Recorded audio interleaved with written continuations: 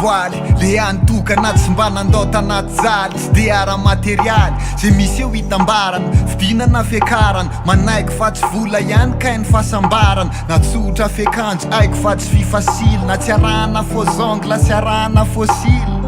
ny amiko meko anao tsisy fameriny de zay rehetra bango fitahina ny famenony fikitra aminao na mbola maizina ny abitso aranoratra tantara fa rasy fratany hafa mety betsaka ny andiso fenao le arofanina mamefa tsy akarapoka sarotra aravaina satria fity tsy mitapoka fifehezan-tenanao ambilena hidoroboko ena maro azany meva aminao rery anay foko no hidoboka tsy hoboboka fa mandra-palasako vovoka meko anao le tsara indrindra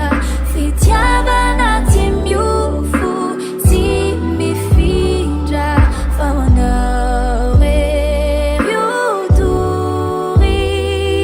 fa manao rery odory yeah